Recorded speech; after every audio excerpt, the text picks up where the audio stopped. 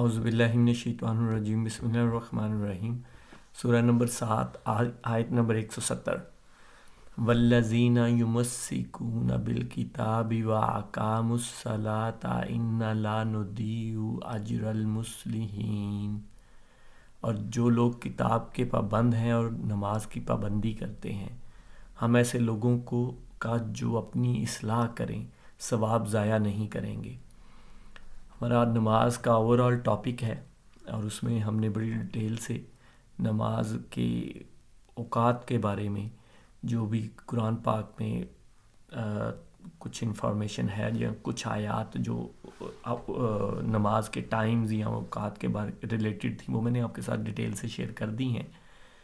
اب یہ کچھ 3 آیات ہیں جس میں ہم یہ دیکھیں گے کہ اللہ پاک قرآن پاک کا اور نماز کا ذکر اکٹھا کر رہے ہیں، یا کتاب کا یا قرآن پاک کا ذکر جو ہے وہ، اور ساتھ میں نماز کا ذکر اکٹھا کر رہے ہیں کہ ان دونوں پہ نماز پابندی کرتے ہیں، یا نماز پڑھو یا نماز قائم کرو، اور ساتھ میں یہ کہ اللہ کی کتاب کے بھی پابند ہو، یا اللہ کی کتاب پڑھو یا اللہ کی کتاب پہ غور و فکر کرو۔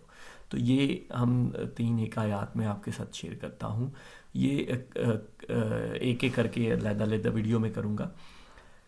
مقصد صرف یہ ہے کہ آپ خود اس کو پڑھیں، سمجھیں، اپنے جو بھی آپ ترجمہ پڑھنا چاہیں، ریفرنس نمبر اوپر ہے، میرا کام صرف پوائنٹ آؤٹ کرنا ہے یا یہ شیئر کرنا ہے، اور ساتھ میں اپنی جو سمجھ یا ڈیٹیل ہوتی ہے وہ بتا دیتا ہوں۔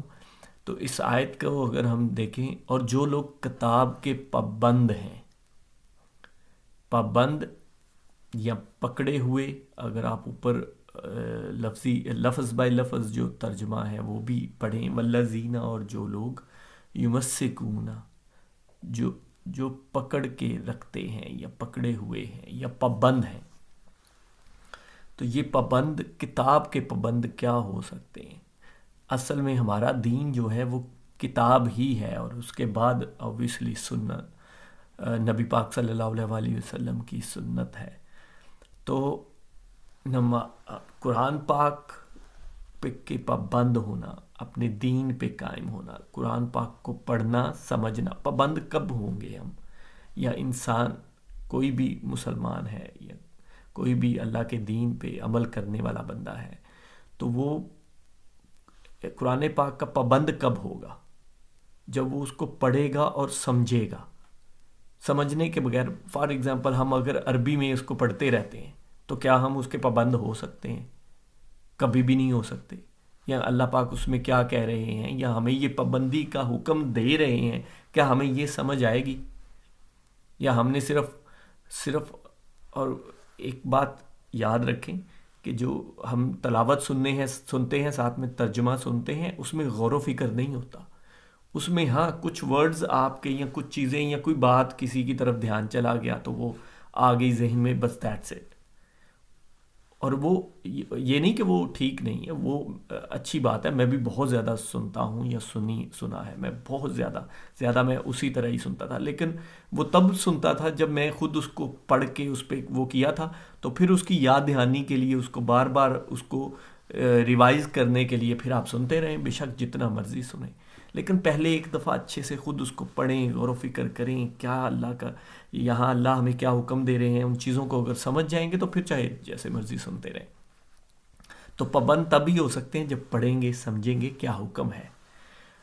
اور نماز کی پابندی کرتے ہیں۔ نماز کی پابندی، یہ دیکھیں یہاں پابندی ہے نماز پڑھنے کا، میرا نہیں خیال کہیں بھی، شاید ہو کچھ لیکن زیادہ نہیں، قائم کرنے کا، پابندی کرنے کا، حفاظت کرنے کا یہ حکم ہے، کیونکہ یہ تسلسل کے ساتھ رکھنی ہے۔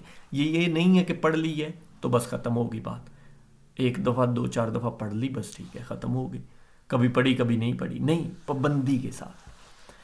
ہم ایسے لوگوں کا جو اپنی اصلاح کریں، ثواب ضائع نہ کریں گے، جو اپنی اصلاح کریں۔ اصلاح کون کرتا ہے؟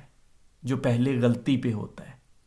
یہ بڑی قرآن پاک کی چھوٹی چھوٹی چیزیں جو ہیں یہ بڑی امپورٹنٹ ہوتی ہیں غور کرنے کے لیے، اور اوپر عربی میں بھی ایگزیکٹلی یہی ہے، مصلیحین ہے جو اصلاح کرنے والے ہیں. تو اصلاح کرنے والا کون ہوتا ہے؟ جو غلطی پہ ہوتا ہے. اور غلطی پہ جو ہوتا ہے وہ اصلاح کیسے کر سکتا ہے؟ اس کو اگر صحیح بات پتہ چل جائے. صحیح بات کہاں ہے؟ سب سے صحیح باتیں کہاں ہیں؟ دنیا میں کسی بھی چیز کی سب سے زیادہ مطلب ہماری دین کے ریلیٹڈ، ہماری معاملات کے ریلیٹڈ سب سے صحیح بات کہاں سے ہمیں مل سکتی ہے؟ وہ اللہ سے ہی مل سکتی ہے نا. اور اللہ کی باتیں کہاں ہیں؟ قرآن پاک میں ہیں. تو اس لیے اس چینل کا بھی یہی مقصد ہے. میں بھی کوشش جتنی ایک ہو سکتی ہے میں کر رہا ہوں کہ لوگ اس کی طرف آئیں، پڑھیں، سمجھیں اور عمل کریں. جزاک اللہ خیر.